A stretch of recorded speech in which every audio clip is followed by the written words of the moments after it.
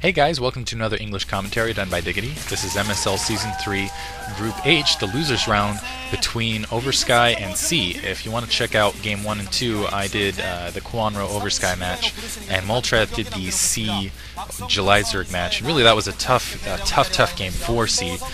If you didn't see it, he really, man, he put up a good fight. He went for kind of an early infantry, early upgrade kind of rush against July Zerg. Unfortunately, July Zerg matched him with upgrades and then just got that upper tier tech and bowled him over in the end. Once he does get that upper tier tech, it's really difficult to beat July Zerg. Right now this match is on Zodiac.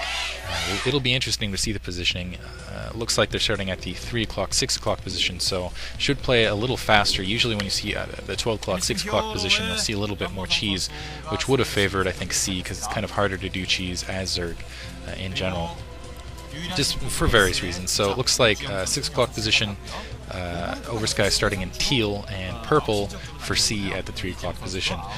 So yeah, getting back to the last match, Oversky just got absolutely pounded by Quanro's micromanagement. Quanro just completely devastating him. So my guess is his confidence is going to be somewhat shaken in this match. But in this match, I think he'll stand a little bit of a chance. C is kind of another one, kind of like in the ilk of light. He can do cheese. You might have seen him successfully cheese before, but he's really more of a mid-game, kind of late-game player. He likes getting all the pieces, getting the tank, the science vessels, and the medic marine force out, and then pushing that in. Although he is a very, very creative Terran player, and he is very successful in that, I think his strongest matchup, personally from seeing his games, is versus Zerg. So Oversky might be at a slight disadvantage as a result of that. Looks like Oversky is unfortunately scouting the wrong direction. Usually you'll kind of see a split scout for Zerg. They'll send an overlord to the nearest base location, and then use a drone basically to scout the rest. So he's going to get not a terribly late scout on C, but definitely not an instantaneous scout, which if anything is happening creative on C's part, he's not going to be able to spot. C going out with a very early SCV. I'm really surprised he's scouting. It looks like we'll see which direction he scouts, whether he's going clockwise or counterclockwise. Looks like he's going counterclockwise. So my guess, he's not going to see Oversky's base until the very end. Oversky in the meantime going for a pretty standard early expansion.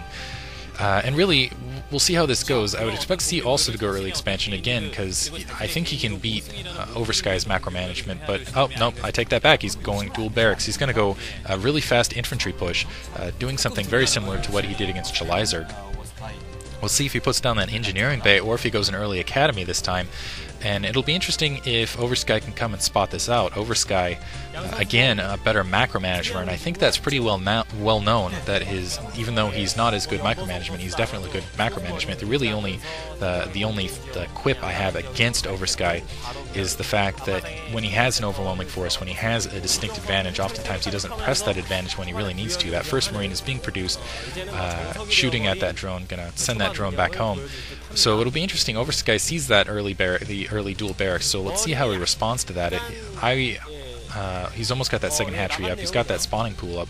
We'll see if he decides to just go into early tech, or if he's going to go for a quick third hatchery, or basically put down sunken colonies now in preparation for what's going to be, it looks like, a pretty early marine attack. That academy going down. So my guess is once 1 or 2 medics are out, we're going to see a very quick attack from C. C wants to end this game quickly. He doesn't want Oversky to kind of get that progressive late game macro going. In the meantime, C's going to be able to go and spot the base. He sees that early expansion, which is pretty standard. He sees that gas going down, which indicates that Oversky is actually kind of aiming for more that Mutalisk, going that tech route, basically. Going to go for Mutalisk, going to try to get that early hive, or sorry, that early layer. Third hatchery going down. So actually, no, I take that back. Oversky might be just trying to go straight Zerglings. I don't think it doesn't look like they're going to be speed upgraded for a while, and I expect that first attack in actually before they're speed upgraded. Really a lot of options for Oversky. 4 Marines, 6 Marines out for C, so C's actually probably going to press this attack in not too long from now. My guess is, yeah, right there, it's probably either 2 medics or a medic and a fire bat, or maybe even 2 more Marines, but pretty quickly this attack is going to be pushed out, and we'll see if Oversky is going to be able to respond in time. He has 4 Zerglings, but obviously not enough. I would put down the Sunken Colonies now if he's going to effectively fight this off, but it looks like he does not have the Sunken Colonies down. I think he's just going to wait. It would be a mistake, in my opinion, if he just waits. Lair Tech going up now. It would be a mistake, in my opinion, if he put the Sunken Colonies as he saw the forces moving out. Right now, a Medic, a Firebat, and 6 Marines pushing down into Oversky's base. Oversky, again, doesn't look like he has the Sunken Colonies. He is getting the Sunken Colonies down now, but I don't know if those are going to be in time to stop this attack by C. He's putting down 3 Sunken Colonies, so actually a little bit of an not wasting, but spending res I don't feel like he necessarily needed to if he hadn't waited to the last second. We'll see how effective this attack is against these forces, against Oversky's forces. He's got in. He's going to be able to take down at least one of those Sunken Colonies. The question is he's going to be able to take down the rest. Good job bringing up those, managed to take down a single Marine. Good job pushing that attack back by pulling up the drone, so Oversky is safe at the moment. In the meantime, looks like C, though, has a distinct advantage, though. He's going to plant those Medics and Marines right there, keep Oversky kind of pinned in until he gets the Mutalisks. In the meantime, he's going to take his expansion and kind of catch up technologically. My guess is we're going to see an engineering bay going down pretty quickly here.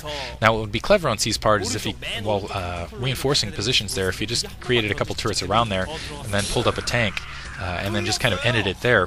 I definitely think that would be a better tactic at this point. Spire going kind of out of position. That was very clever on Oversky's part, not building it near his main tech. But that could be a severe disadvantage should C break that front door. Because if C breaks that front door, that Spire is kind of along his way into attacking his main. That could cost him a major technological advantage very early. Another Sunken Colony going down. I think Oversky feels as though he's going to... Well, first of all, he's making sure he's not going to be able to penetrate that main. But he feels like C is committing to kind of a Medic Marine force. Or in fact, C has gone second expansion. He's getting an engineering bay up now, so he's going to be, I think, well prepared for this Mutalisk attack when it comes. And a third barrack going down. Really, C could just expand all over the map if he wants to. He's getting up that comset. He can throw a couple more units down there. Really, he's going to wait for that comset, though, to see what he's up to. I think that's Boxer in the background there watching his Ace teammate, Oversky being a teammate of Ace, play. Spire's almost up. I think that's going to be a little bit ahead of the turrets. Looks like some Mutalisks being produced now.